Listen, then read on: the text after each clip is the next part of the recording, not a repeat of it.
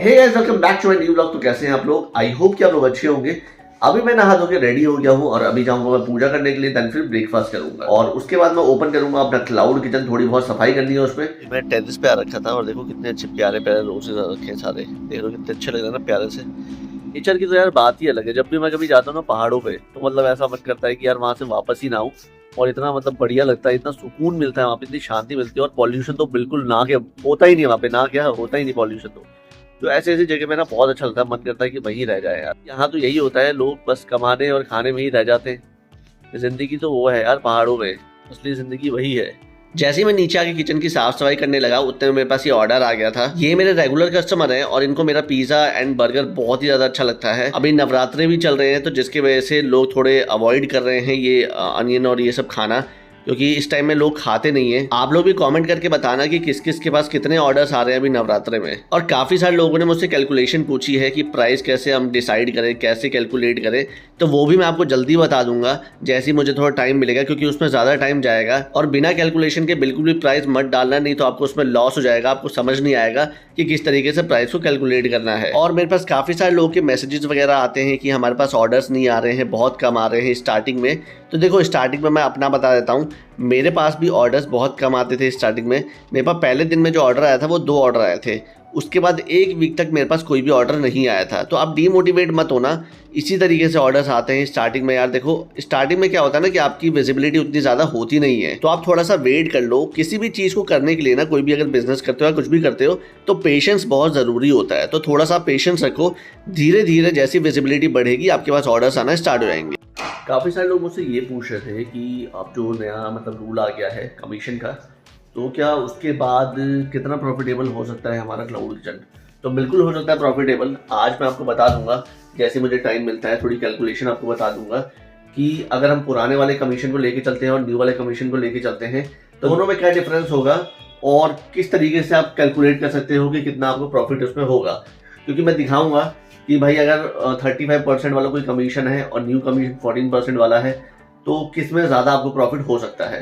अभी थोड़े मैं ऑर्डर्स वगैरह निपटा लेता हूँ फटाफट से, देन उसके बाद मैं आराम से जैसे थोड़ा टाइम मिलता है फिर आपको समझा देता हूँ वो कैलकुलेशन। अभी मैंने एक ऑर्डर दिया है, तो आओ फटाफट से आपको कैलकुलेशन बता देता हूँ, क्योंकि फिर मुझे लगता नहीं कि मुझे टाइम मिल पाएगा। तो हम यहाँ पे 2 कैलकुलेशन को समझेंगे। सबसे पहले जो आपके यहाँ पे था ओल्ड कमीशन, ठीक है, और ये आपका है न्यू कमीशन। अब ध्यान से चीज़ें समझना आप, तभी आपको समझ आएगा कि आपको किस तरीके से क्या करना है। नहीं तो अगर आप गलत प्राइस को डिसाइड करके डाल दोगे, मतलब प्राइस वहाँ पे मेंशन कर दोगे गलत, तो आपको बहुत लॉस हो जाएगा। सबसे पहले तो अभी मैं प्राइस का नहीं बता रहा हूँ। वो भी लोग अभी नए आए हैं क्लाउड किचन में, क्योंकि उनको न्यू वाला ही मिलेगा। फिर पॉलिसी सारी की सारी न्यू पॉलिसी मिलेगी उनको कमीशन की। तो उनको ये समझना है कि भाई पुराने वाले से नए वाला किस तरीके से अच्छा है या ख़राब है, जो भी है। तो वही मैं आपको समझा रहा हूँ। तो सबसे पहले ओल्ड कमीशन का हम ये समझ लेते हैं कि भाई वो परसेंटेज कितना लेता था। तो वो लेता था 27%, ठीक है। उसके बाद क्या लेता था हमसे वो? उसके बाद लेता था हमसे जीएसटी, जो कि कितना होता था? 8% का जीएसटी होता था इसमें। वहीं अगर हम न्यू वाले पॉलिसी की बात करते हैं, तो न्यू पॉलिसी में सबसे पहले तो 14% का वो कमीशन लेता है, ठीक है। उसके बाद क्या लेता है? 14 रुपीज़ पर किलोमीटर। एंड देन थर्ड क्या लेता है वो?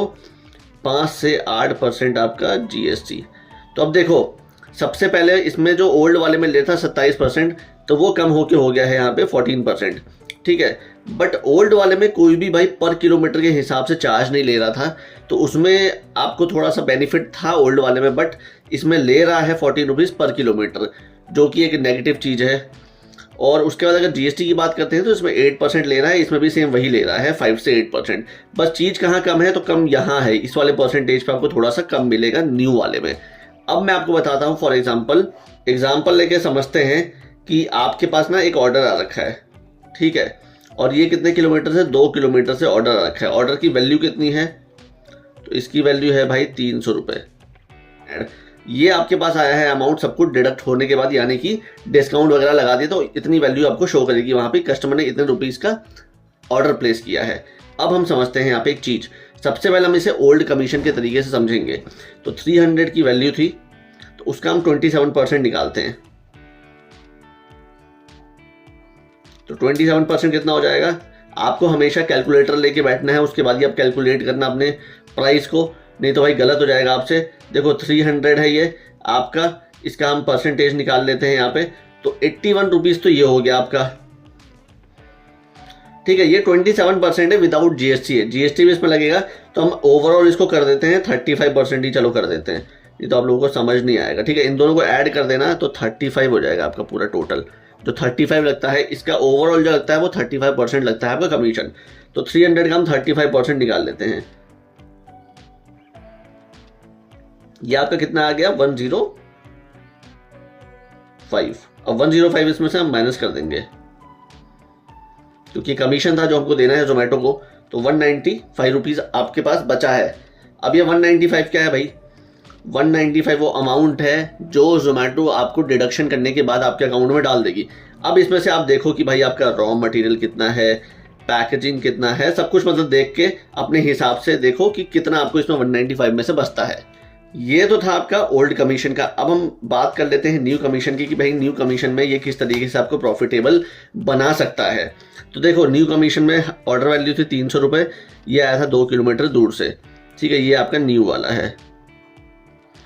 अब देखना इसमें 300 का सबसे पहले हम निकालेंगे ये वाला, ये देखा 14% का, तो 14% इसमें से निकाल देते हैं, ये बनता है आपका 42 रुपीज़, यानी कि 42 रुपीज़ में से हम लेस कर देंगे। तो 300 में से गए 42 रुपीज़, तो ये बचा आपके पास कितना 258 रुपीज़। ठीक है 250, ध्यान से देखना ये 258 रुपीज़ आपके पास ही बचा है। अब ये वाला तो हो गया, ये वाली चीज़ तो हो गई है। अब हम करेंगे 14 रुपीज़, जो इसमें बोला था 2 किलोमीटर दूर से आया था, तो 14 + 14 तो कितना हो गया ये 28। तो अब हम लेस कर देंगे इसमें से -28, कितना बचा 230 रुपये।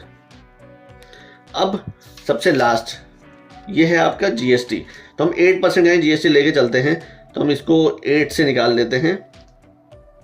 ये आपके पास बचता है कितना 8% जीएसटी से आपके पास ये निकल जाता है 18.4 रुपीज़। अब हम लेस कर देंगे 230 में से 18.4 रुपीज़ हमने इसमें से लेस कर दिया, तो अब हमारे पास कितना अमाउंट बचा 211.6 रुपये।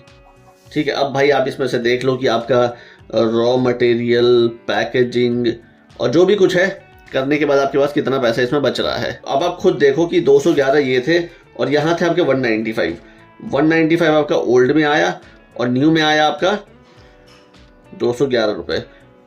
अब आप खुद देखो कि किस में ज़्यादा आ रहा है। ज़्यादा इसलिए आ रहा है क्योंकि किलोमीटर कम था, अब आप बोलोगे ठीक है, लेकिन अगर आपकी ऑर्डर वैल्यू जितनी ज़्यादा होगी, सबसे पहले तो एक बात ये समझ लो कि भाई जो भी ऑर्डर आएगा ना आपके पास वो मैक्स टू मैक्स 10 किलोमीटर का ही आएगा, उससे ज़्यादा का नहीं आएगा। क्योंकि नहीं आता है, क्योंकि मेरे को बहुत ही कम मतलब रियरली ऐसा होता है जब कभी कोई ऑर्डर दूर से ज़्यादा आता है, बट नहीं आता है ऐसा। तो ये चीज़ समझना कि जब भी अगर ऑर्डर वैल्यू ज़्यादा है और किलोमीटर कम है तो आपको हमेशा न्यू कमीशन में भाई अच्छा खासा प्रॉफिट हो जाएगा, जैसे यहाँ पे हो रहा है आपको। ठीक है, आई होप कि अब आपको समझ आ रहा होगा कि जो न्यू पॉलिसी है वो भी खराब नहीं है। काफ़ी सारे लोग ये सोच रहे थे कि यार न्यू पॉलिसी आगे बहुत ज़्यादा कमीशन है इसके अंदर, बट अगर आप ध्यान से चीज़ को समझोगे तो यार देखो उसका कमीशन कम ही है, ज़्यादा नहीं है। तो गाइस बहुत लेट हो गया और अब क्लोजिंग टाइम भी आ गया क्लाउड किचन का। काफ़ी थक जाता हूँ यार मैं। आप लोग में से भी बताना काफ़ी सारे लोग क्या ये फेस कर रहे हैं क्या, अभी जब नवरात्र वगैरह चल रहे हैं तो उसमें हल्का सा ऑर्डर का मतलब थोड़ा सा मुझे फ़र्क दिख रहा है, कम मतलब पहले जितने ऑर्डर आते थे उससे 2-3 ऑर्डर में कम ही आ रहे हैं, क्योंकि नवरात्र चल रहे हैं। उसमें देखो लहसुन प्याज कोई खाता नहीं है। आप लोग में से भी बता रहे हैं कि कितने लोगों के पास कितने क्या ऑर्डर्स आ रहे हैं, कम आ रहे हैं कि नहीं आ रहे हैं। फिर आज के ब्लॉग को यहीं पे एंड करते हैं। आई होप आपको आज का ब्लॉग अच्छा लगा होगा और कुछ सीखने को मिला होगा। और जितने भी लोग यार अभी मुझसे कैलकुलेशन पूछ रहे हो, आप लोग प्राइस की कैलकुलेशन मैं आपको बता दूंगा, बस थोड़ा सा वेट कर लो, टाइम नहीं मिल पा रहा है क्योंकि उसमें बहुत टाइम जाने वाला है, वो ज़्यादा लंबी वीडियो हो जाएगी। आगे डिस्क्रिप्शन में टेलीग्राम का लिंक भी है, तो वो भी आप जाके वहाँ से ज्वाइन कर सकते हैं। और यहाँ पे इंस्टाग्राम की आईडी, तो यहाँ पे जाके आप मुझे फॉलो कर सकते हैं। तो चलिए फिर मिलते हैं नेक्स्ट ब्लॉग में, तब तक अपना ध्यान रखिए। Okay bye.